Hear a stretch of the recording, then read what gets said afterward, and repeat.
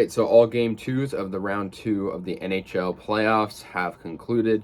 Let's get into this. It's interesting, two of the series now tied and two of the series with a team up 2-0. So, yeah, the Tampa Bay Lightning take a 2-0 series lead over the Florida Panthers. Obviously, the Panthers are the best team in the NHL by record, and they're already down 2-0 in a series, and they lost both home games. So that's very, very interesting. Lightning get that 2-1 victory. In the first period, the first goal was from Corey Perry of the Lightning, and that made it 1-0. That was about 12 minutes into the game, and Lightning already got on the board. In the second period, the Florida Panthers tied it up with a Louis Darren goal, and that made it 1-1.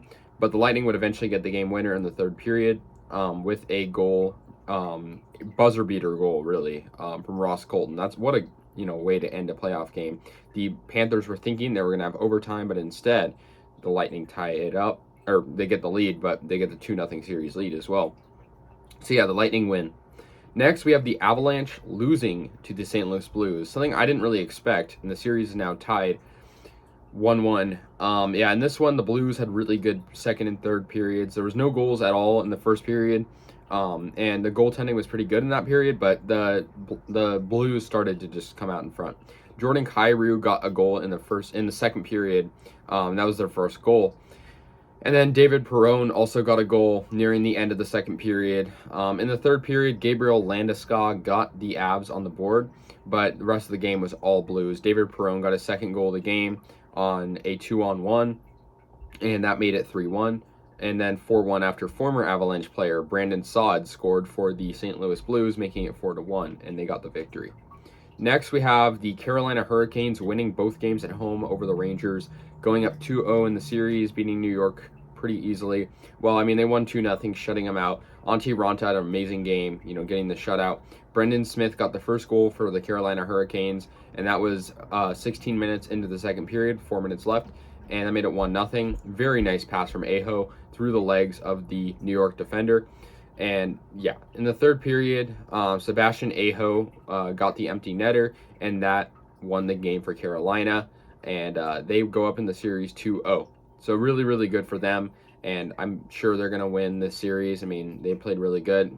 Igor Shesterkin had a pretty good game for the Rangers in net, but I think Antti Raanta did even better and won. Next, in the Battle of Alberta, we also had another pretty high-scoring game.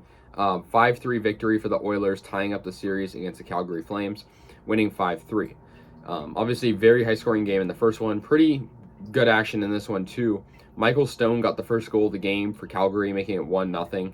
And they made it 2-0 after a Brett Ritchie goal, and that was also in the first period.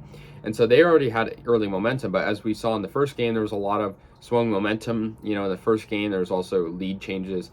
Duncan Keith got the first goal for Edmonton, and in the second period, Tyler Toffoli got the lead, though, even larger for Calgary, making it a 3-1 game.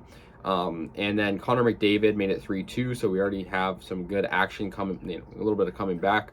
Then Evan Bouchard tied up the game in the second period, 3-3 for the Oilers.